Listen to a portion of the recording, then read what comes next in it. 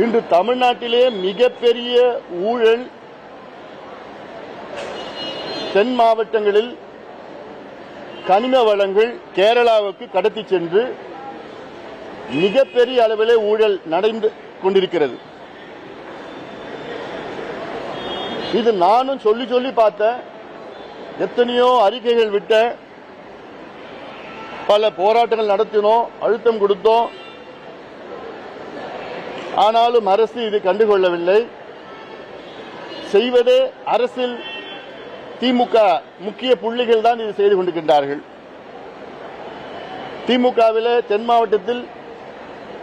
மாவட்டத்தை சார்ந்த திமுகவில் இருக்கின்ற மிகப்பெரிய ஒரு புள்ளி அவர்தான் இதுக்கெல்லாம் காட்ஃபாதர். சமீபத்தில் நான் என்னுடைய நடைபயணத்தின் மூலமாக நாகர்கோவில் நிகழ்ச்சி முடித்துக் கொண்டு திருவனந்தபுரம் விமான நிலையத்துக்கு நான் சென்றேன். செல்லுகின்ற என்னுடைய பயண நேரம் 1.5 மணி நேரம். அந்த 1.5 மணி நேரத்தில் என்னை எதிர்நோக்கி வந்த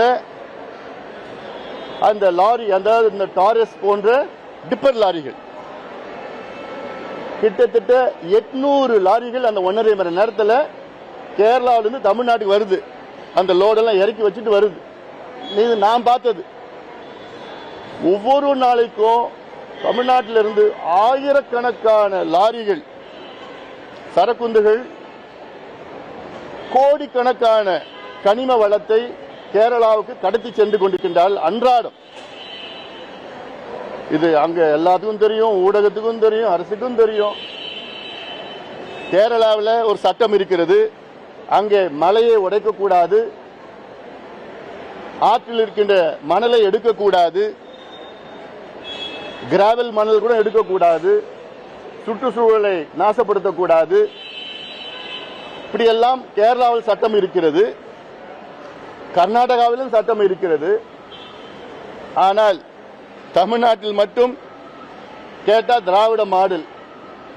இங்க மணலையும் கொள்ளடிப்பாங்க, மலையும் கொள்ளடிப்பாங்க, கிராவலையும் கொள்ளடிச்சிடுவாங்க. எல்லாத்தையும் கிரனைட்ல இருந்து எல்லாத்தையும் கொள்ளடிச்சு கேரளா போன்ற மற்ற மாநிலங்களுக்கு கடத்தி சென்று ஆயிரக்கணக்கான கோடி ஊழல் நடந்து கொண்டிருக்கிறது. இதுக்கு சிபிஐ விசாரணை வேண்டும். ஏன்னா இவங்க விசாரிச்சா ஒன்றும் ஆக போறது கிடையாது. இதற்கு பாட்டாளி முயற்சியில் பல கட்ட போராட்டங்களை இன்னும் தீவிரப்படுத்தும், நடத்திட்டு இருக்கும், இன்னும் தீவிரப்படுத்தும். என் தலைமையிலே நான் போராட்டம் அறிவிச்சிருக்கிறேன். நான் அங்க போய் போராட போறேன். நான் முடிச்சிடும்.